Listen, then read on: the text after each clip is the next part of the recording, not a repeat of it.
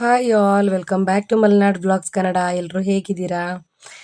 10 to 12 days ಆದಮೇಲೆ ಮತ್ತೆ ಒಂದು ವಿಡಿಯೋ ಅಪ್ಲೋಡ್ ಮಾಡ್ತಾ ಇದ್ದೀನಿ. ನನಗೆ ಇಷ್ಟು ದಿನ ವಿಡಿಯೋನೇ ಮಾಡ್ಕೊಳಕ್ಕಾಗಿರಲಿಲ್ಲ. ಸ್ವಲ್ಪ ಬ್ಯುಸಿ ಇದ್ದೆ, ಸ್ವಲ್ಪ ತಿರುಗಾಟ ಇತ್ತು ಅಂತ ಹೇಳಿ. ಈ ಹಬ್ಬಗಳೆಲ್ಲ ಬಂತು ಅಂತ ಅಂದ್ರೆ ಅಂತೂ ಈ ನಾವು ಡಯಟ್ ಮಾಡೋ ಅಂಥವರಿಗೆ ನಿಜವಾಗ್ಲೂ ಒಂಥರ ವಿಘ್ನಗಳು ಅಂತಲೇ ಹೇಳ್ಬೋದು. ಇವತ್ತು ನನ್ನ ಮಗ ಬೆಳಗ್ಗೆ ಗುಡಿಸ್ತಾ ಇದ್ದಾನೆ ನೋಡಿ. ಅವನು ಎಷ್ಟು ನೀಟಾಗಿ ಗುಡಿಸಿ ಕಸನ ತುಂಬ್ತಾ ಇದ್ದ ಗೊತ್ತಾ.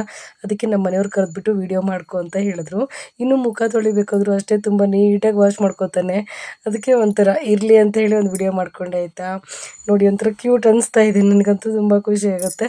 ನಮ್ಮ ಮನೆಯವ್ರು ಇದನ್ನೆಲ್ಲ ನೋಟಿಸ್ ಮಾಡಿರೋದು, ನಾನಷ್ಟೆಲ್ಲ ನೋಟಿಸ್ ಮಾಡೋಕ್ಕೆ ಹೋಗೋದಿಲ್ಲ. ಹಬ್ಬ ಎಲ್ಲ ಬಂದಿದ್ದರಿಂದ ಹಬ್ಬದ ಪ್ರಿಪ್ರೇಷನ್ನು, ಪೂಜೆ, ಅದು ಇದು ಮತ್ತು ಓಡಾಟ ಅದನ್ನೆಲ್ಲ ತೊಗೊಂಬರೋದು, ಶಾಪಿಂಗು ಅಂತ ಒಂದಿಷ್ಟು ತಿರುಗಾಟಗಳಿತ್ತು. ಅದ್ರ ಮಧ್ಯದಲ್ಲಿ ನನಗೆ ವೀಡಿಯೋಸ್ ಮಾಡ್ಕೊಳ್ಳೋಕ್ಕೆ ಟೈಮೇ ಆಗಲಿಲ್ಲ ಆಯಿತಾ. ಅದರಲ್ಲೂ ಇದೇ ಮೊದಲನೇ ಸಲ ನಾನು ವರಮಹಾಲಕ್ಷ್ಮಿನ ಕೂರಿಸ್ಬಿಟ್ಟು ನಮ್ಮ ಮನೇಲಿ ಮಾಡಿದ್ರಿಂದ ನಂಗೆ ಸ್ವಲ್ಪ ಗಡಿಬಿಡಿನೇ ಆಗೋಯಿತು. ಆದರೂ ಅದನ್ನೊಂದು ವೀಡಿಯೋನ ಅಪ್ಲೋಡ್ ಮಾಡಿದ್ದೆ, ನೀವು ನೋಡಿರ್ಬೋದು.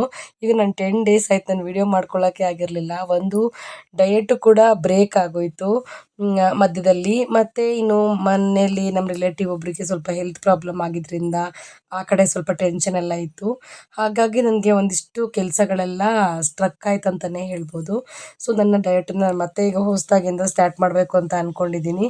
ಸೊ ಈ ಸಲ ಆ ಥರ ಬ್ರೇಕ್ ಮಾಡಬಾರ್ದು ಅಂತ ಅಂದ್ಕೊಂಡಿದ್ದೀನಿ. ಬಟ್ ಹಾಗಂತ ನಾನು ಪೂರ್ತಿಯಾಗಿ ಬಿಟ್ಟಿದ್ದೀನಿ ಅಂತ ಅಲ್ಲ. ಸೊ ನನ್ನ ಬ್ಯಾಲೆನ್ಸ್ ಅಂತೂ ಆಗ್ತಾಯಿದೆ. 1 kg ಏನೋ ನನ್ನ ವೇರಿಯೇಷನ್ ಕೂಡ ಆಗಿತ್ತು, ಅಂದರೆ ಸ್ವಲ್ಪ ಜಾಸ್ತಿನೂ ಆಗಿತ್ತು. ಅದನ್ನು ಕೂಡ ನಾನು ಸರಿ ಮಾಡ್ಕೊಂಡ್ಬಿಟ್ಟೆ ನಾನು ಈ ವಿಡಿಯೋ ಮಾಡ್ತಾ ಇರೋದು. ಬಟ್ ಗೈನ್ ಅಂತೂ ಆಗಿಲ್ಲ. ಗೈನ್ ಆಗಿದ್ದನ್ನು ಕೂಡ ನಾನು ಡಿಕ್ರೀಸ್ ಮಾಡ್ಕೊಂಡಿದ್ದೀನಿ. ಸೊ ಅದೆಲ್ಲ ಹೇಗೆ ಬ್ಯಾಲೆನ್ಸ್ ಮಾಡಿದೆ ಅನ್ನೋದನ್ನು ನಾನು ನಿಮ್ಮೊಟ್ಟಿಗೆ ಶೇರ್ ಮಾಡ್ಕೊಳ್ಳೋಣ ಅಂತ ಹೇಳಿ ನಾನು ಈ ವಿಡಿಯೋ ಮಾಡ್ತಾಯಿದ್ದೀನಿ. ಇನ್ನು ಬೆಳಗ್ಗೆ ತಿಂಡಿಗೆ ಅಂತ ಹೇಳಿ ಉಪ್ಪಿಟ್ಟು ಮಾಡಿಕೊಂಡೆ. ಇನ್ನು ರಾಯರ್ ಟೆಂಪಲ್ಗೆ ಅಂತೇಳಿ ಹೋದ್ವಿ, ನಮ್ಮ ಮನೆ ಹತ್ರ ನಿಯರ್ ಅದು. ಬಟ್ ತುಂಬಾ ಚೆನ್ನಾಗಿತ್ತು. ನಾವಿದು 3ನೇ ದಿನ ಅಲ್ಲ 2ನೇ ದಿನ ಇದು ಹೋಗಿರೋದು. ಫಸ್ಟ್ ಡೇ ಮತ್ತು ಲಾಸ್ಟ್ ಡೇ ಇದು ನನಗೆ ವಿಡಿಯೋ ಮಾಡ್ಕೊಳಕ್ಕಾಗಿರಲಿಲ್ಲ. ಸೊ ಅಲ್ಲಿ ತುಂಬ ಜನ ಜಾಸ್ತಿ ಇದ್ದಿದ್ದರಿಂದ ಸಣ್ಣದಾಗಿ ಒಂದು ವಿಡಿಯೋ ಮಾಡಿಕೊಂಡೆ ಅಷ್ಟೇ. ಬಟ್ ತುಂಬ ಅಂದರೆ ತುಂಬಾ ಚೆನ್ನಾಗಿತ್ತು, ಗ್ರ್ಯಾಂಡಾಗಿತ್ತು ಆಯಿತಾ.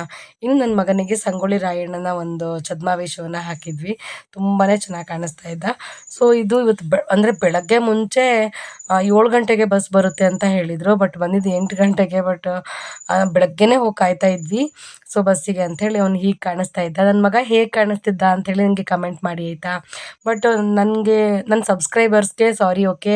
ನನಗೆ ತುಂಬ ದಿನ ನಿಮ್ಮನ್ನ ಕಾಯಿಸಿದ್ದೀನಿ ವಿಡಿಯೋ ಹಾಕೋದಕ್ಕೆ. ಸೊ ನನ್ನ ಡಯಟ್ ವಿಡಿಯೋ ಇನ್ಮೇಲೆ ರೆಗ್ಯುಲರಾಗಿ ಖಂಡಿತ ಬರ್ತಾ ಇರುತ್ತೆ. ಪ್ಲೀಸ್ ಫಾಲೋ ಮಾಡಿ, ಹಾಗೆ ಕಮೆಂಟ್ ಮಾಡಿ, ನನಗೆ ಸಪೋರ್ಟ್ ಮಾಡೋದನ್ನು ಖಂಡಿತ ಮರಿಬೇಡಿ. ಇನ್ನು ನನಗೆ ಸ್ಟಿಚಿಂಗ್ ಇತ್ತು ರಾತ್ರಿ ಸ್ವಲ್ಪ. ಸ್ಟಿಚಿಂಗಿನೆಲ್ಲ ಮುಗಿಸ್ಕೊತಾ ಇದ್ದೆ. ಅಂದರೆ ಇದೊಂದು ಯೂನಿಫಾರ್ಮ್ದು ಕೋಟ್ ಹಾಕ್ತಾರಲ್ಲ, ಹೈಸ್ಕೂಲು ಹುಡುಗಿರ್ದು ಯೂನಿಫಾರ್ಮಿನ ಕೋಟ್ ಇರುತ್ತಲ್ಲ, ಈ ಚೂಡಿದಾರ್ ಮೇಲ್ಗಡೆ ಹಾಕುವಂಥದ್ದು. ನಾನು ಫಸ್ಟ್ ಟೈಮ್ ಇದನ್ನು ಟ್ರೈ ಮಾಡಿದ್ದು. ಬಟ್ ತುಂಬ ಚೆನ್ನಾಗಿ ಬಂತು. ಮೆಜರ್ಮೆಂಟ್ ಕರೆಕ್ಟಾಗಿ ಇಟ್ಕೊಂಡಿದ್ರಿಂದ ತುಂಬ ಅಂದರೆ ತುಂಬ ನೀಟಾಗಿ ಬಂದಿದೆ. So I am very happy. ಇನ್ನು ಇದು ಇವತ್ತಿನ ದಿನದಾಗಿತ್ತು. ಇನ್ನು ನೆಕ್ಸ್ಟ್ ಡೇನ ನಾನು ಯಾವ ರೀತಿ ಸ್ಟಾರ್ಟ್ ಮಾಡಿದೆ ಅನ್ನೋದನ್ನು ನಾನು ನಿಮ್ಮ ಜೊತೆ ಶೇರ್ ಮಾಡ್ಕೋತಾ ಇದ್ದೀನಿ. ಎದ್ದೇಳೋದನ್ನು ಕೂಡ ಲೇಟ್ ಮಾಡ್ಕೊಂಡ್ಬಿಟ್ಟಿದ್ದೆ ಆಯಿತಾ. ಈಗ ಅದನ್ನು ಕೂಡ ಸರಿ ಮಾಡ್ಕೋತಾ ಇದ್ದೀನಿ ದಿನದಿಂದ ದಿನಕ್ಕೆ.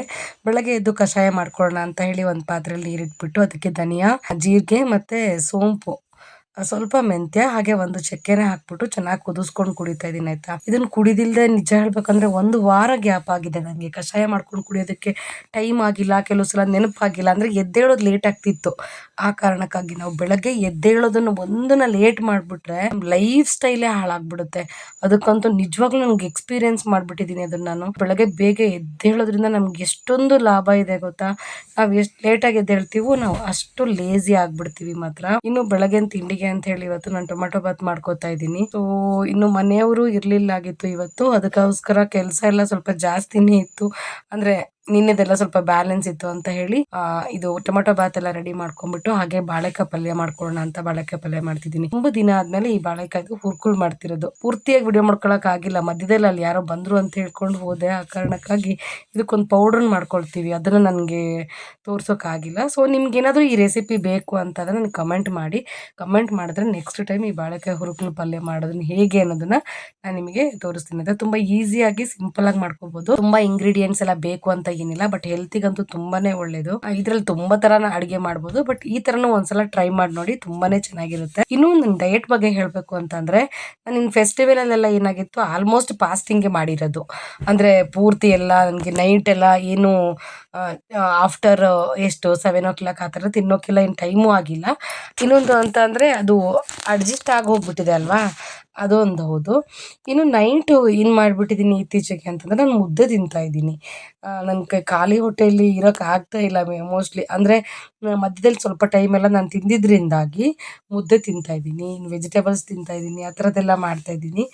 ಇನ್ನು ವೆಯ್ಟ್ ಗೈನ್ ಅಂತಂದರೆ ನಾನು 67.5 ಆಗೋಗಿದ್ದೆ ನಾನು ಮೊನ್ನೆ ಅಂದರೆ 1 ವೀಕ್ ಬ್ಯಾಕ್ ನೋಡಿದಾಗ 67.5 ಆಗೋಗ್ಬಿಟ್ಟಿದ್ದೀನಿ. ನಾನು 65-66 ಅಲ್ಲಿ ಇದ್ದಿದ್ದು. ನಂಗೆ ಶಾಕ್ ಆಗ್ಬಿಡ್ತು. ಅದಾದ್ಮೇಲೆ ಅದನ್ನ ಹೇಗಪ್ಪ ರೆಡಿ ಮಾಡ್ಕೊಳ್ಳೋದು ಅಂತ ಹೇಳಿ ಮತ್ತೆ ಎಕ್ಸಸೈಸ್ ಸ್ಟಾರ್ಟ್ ಮಾಡಿದೆ. ಎಕ್ಸಸೈಸ್ನ ಸ್ಟಾಪ್ ಮಾಡೇ ಬಿಟ್ಟಿದ್ದೀನಿ. ಈಗ 1 ತಿಂಗಳೇ ಆಗಿರ್ಬೋದು ನಾನು ಎಕ್ಸಸೈಸೇ ಮಾಡಿಲ್ಲ. ವಾಕಿಂಗ್ ಅಂತೂ ಬಿಟ್ಟೇ ಬಿಟ್ಟಿದ್ದೀವಿ, ಯಾಕಂದರೆ ಮಳೆ ಬರ್ತಾ ಇದೆ, ತುಂಬ ಜಾರುತ್ತೆ ಅನ್ನೋ ಕಾರಣಕ್ಕೆ. ಮತ್ತು ಇನ್ನೂ ನಿಮ್ಗೊಂದು ವಿಷಯ ಹೇಳಬೇಕು, ನೀವು ಟಿವಿ ನ್ಯೂಸಲ್ಲೆಲ್ಲ ನೋಡಿರ್ಬೋದು, ಶೃಂಗೇರಿಯಲ್ಲಿ ಕಾಡಾನೆಗಳು ಬಂದಿತ್ತು. ಕಾಡಾನೆಗಳು ಅಂತಂದರೆ ಎಲ್ಲೋ ದೂರದಲ್ಲಿ ಬಂದಿರಲಿಲ್ಲ, ನಮ್ಮ ಬೀದಿಗೆ ಬಂದ್ಬಿಟ್ಟಿತ್ತು ಆಯ್ತಾ. ಅಲ್ಲಿಂದ ನುಗ್ಕೊಂಡು ಬಿಟ್ಟು ಹೋಗಿದೆ. ರಾತ್ರಿ ಕೂಗಾಡೋದು ಎಲ್ಲ ಕೇಳಿಸ್ತಾ ಇತ್ತು ನಮಗೆ. ಅದೆಲ್ಲ ಆಗಿದ್ರಿಂದ ವಾಕಿಂಗ್ ಅಂತೂ ಹೋಗೋದಂತೂ ಕನ್ಸ್ ತರ ಹೋಗ್ಬಿಟ್ಟಿದೆ. ಅಂದ್ರೆ ಭಯ ಇರುತ್ತೆ ಅಲ್ವಾ, ಬೆಳಗ್ಗೆ ಮುಂಚೆ ಮಧ್ಯಾಹ್ನ ಫುಲ್ ಡೇ ಅಂದ್ರೆ ಇಲ್ಲೊಂದು 2-3 ಡೇಸ್ ನಮ್ಮ ಬೀದಿಯಲ್ಲೇ ಓಡಾಡಿದೆ ಕಾಡಾನೆಗಳು. ಅದಕ್ಕೆ ನಾವು ವಾಕಿಂಗ್ ಎಲ್ಲ ಹೋಗೋ ಮನಸ್ಸೇ ಮಾಡಲಿಲ್ಲ.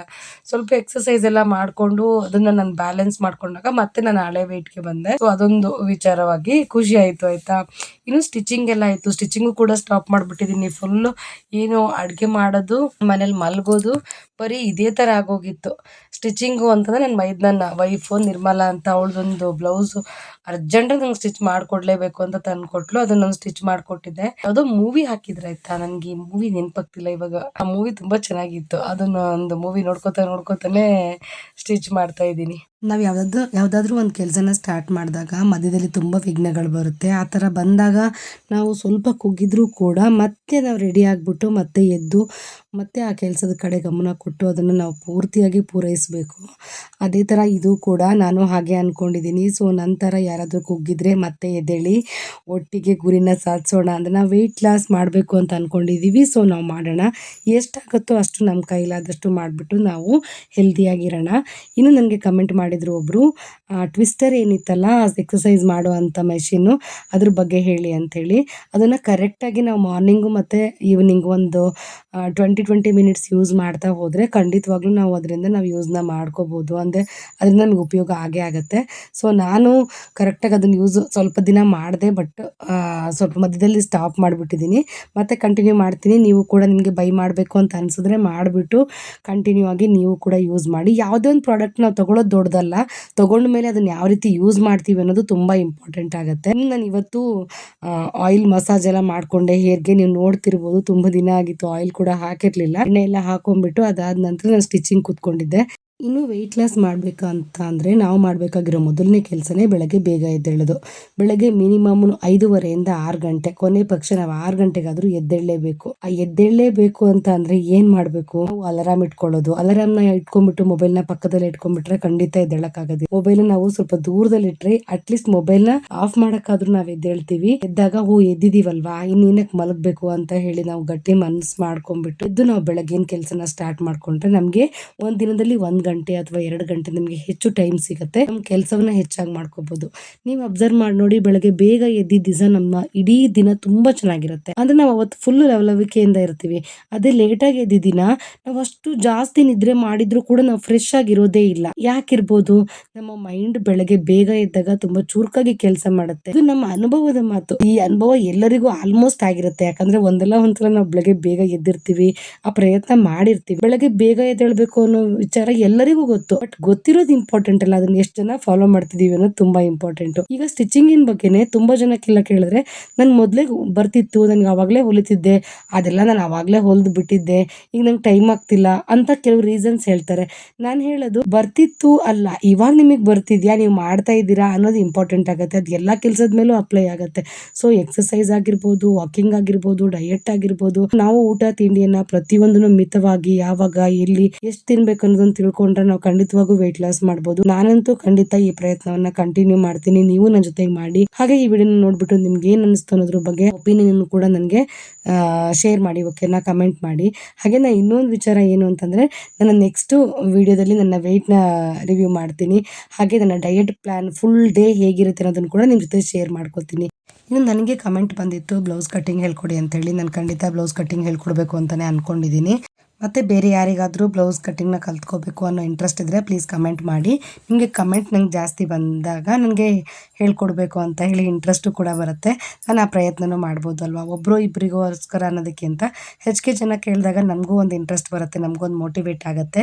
ಇನ್ನು ಕೆಲವರಿಗೆ ತುಂಬಾ ಡೌಟ್ಸ್ ಇರುತ್ತೆ. ಈಗ ವೆಯ್ಟ್ ಲಾಸ್ ಮಾಡಬೇಕು ಅಂತ ಅಂದ್ಕೊಂಡಿರ್ತೀವಿ. ಈಗ 5 ಕಿಲೋ ನಾನು ಕಡಿಮೆ ಆದರೆ ಸಾಕಪ್ಪ ಅಂತ. ಆ 5 ಕಿಲೋನ ನೀವು ಎಕ್ಸಸೈಸು ಒಂದು ಒಳ್ಳೆ ರೀತಿ ಡಯಟನ್ನು ಮಾಡಿಬಿಟ್ಟು ನೀವು 5 ಕಿಲೋನ ಕಡಿಮೆ ಮಾಡ್ತೀರಾ. ಅದಾದಮೇಲೆ ಒಂದು 15 ಡೇಸು 20 ಡೇಸ್ ಆದಮೇಲೆ ಮತ್ತೆ ವೆಯ್ಟ್ ಗೇನ್ ಆಗ್ತಾ ಹೋಗುತ್ತೆ. ಸೊ ಇದಕ್ಕೇನು ಮಾಡಬೇಕು, ನಾವು ಎಷ್ಟು ಚೆನ್ನಾಗಿ ವೆಯ್ಟ್ನ ರೆಡ್ಯೂಸ್ ಮಾಡ್ಕೊಂಡಿದ್ವಿ ಮತ್ತೆ ಅದೇ ಥರ ದಪ್ಪ ಆಗಿಬಿಡ್ತೀನಿ, ನಾನು ಎಷ್ಟು ಸಣ್ಣ ಆದ್ರೂ ಏನೂ ಯೂಸ್ ಇಲ್ಲ ಅಂತೇಳಿ ಡಯಟ್ ಮಾಡೋಕ್ಕೆ ಹೋಗಲ್ಲ ಎಷ್ಟೋ ಜನ. ನಾನು ಏನೇ ತೆಳ್ಳಗಾದರೂ ಕಷ್ಟಪಟ್ಟು ಮತ್ತೆ ದಪ್ಪ ಆಗಿಬಿಡ್ತೀನಲ್ಲ ಅಂಥೇಳಿ. ಬಟ್ ನಾವೇನು ಮಾಡಬೇಕು ಅಂತಂದರೆ, ನಾವು ಯಾವತ್ತೋ ಒಂದು ದಿನಕ್ಕೋ 2 ದಿನಕ್ಕೋ ಒಂದು 15 ದಿನಕ್ಕೋ ಒಂದು ತಿಂಗಳಿಗೋ ನಮ್ಮ ಡಯಟನ್ನು ನಾವು ಮೀಸಲು ಮಾಡ್ಕೋಬಾರ್ದು. ನಮ್ಮ ಲೈಫ್ ಸ್ಟೈಲನ್ನೇ ಚೇಂಜ್ ಮಾಡ್ಕೊಳ್ಬೇಕು. ನಾನು ಇದನ್ನು ಈ ಹಿಂದೆನೂ ಕೂಡ ಹೇಳಿದ್ದೀನಿ. ನಮ್ಮ ಲೈಫ್ ಸ್ಟೈಲಲ್ಲಿ ನಾವು ಪ್ರತಿಯೊಂದು ನಾವು ತಿನ್ನುವಂಥ ಫುಡ್ ಆಗಿರ್ಬೋದು, ನಾವು ಮಾಡ್ತಿರೋಂಥ ಕೆಲಸ ಆಗಿರ್ಬೋದು, ಪ್ರತಿಯೊಂದ್ರ ಮೇಲೂ ಕೂಡ ಪರಿಣಾಮ ಬೀರುತ್ತೆ ನಮ್ಮ ವೆಯ್ಟ್ ಅನ್ನೋದು. ಸೊ ಅದು ಎಲ್ಲದರಲ್ಲೂ ನಾವು ಚಿಕ್ಕ ಚಿಕ್ಕ ಚಿಕ್ಕ ಬದಲಾವಣೆಗಳನ್ನು ಮಾಡಿಕೊಂಡಾಗ ನಾವು ಹೆಲ್ದಿಯಾಗಿ ನಮ್ಮ ಲೈಫ್ನ ಲೀಡ್ ಮಾಡ್ಬೋದು. ಜೊತೆಗೆ ನಾವು ವೆಯ್ಟ್ ಲಾಸ್ ಅಂತ ಅನ್ನೋದನ್ನ ಏನು ಅಂದ್ಕೊಂಡಿದ್ದೀವಿ ಅಂದರೆ, ಏನೋ ಒಂದು ಮೆಡಿಸಿನ್ ಥರ, ಯಾವುದೋ ಒಂದು ಥೆರಪಿ ಥರ ಅಂತ ಅಂದ್ಕೊಂಡಿದ್ದೀವಿ. ಇಲ್ಲ, ಅದೊಂದು ಲೈಫ್ ಲಾಂಗ್ ಪ್ರೋಸೆಸ್ ಆಗಿರುತ್ತೆ. ಸೊ ನಾವು ಅದನ್ನು ಮಾಡಬೇಕು ಅನ್ನೋದು ನನ್ನ ಒಂದು ಒಪಿನಿಯನ್. ಓಕೆನಾ.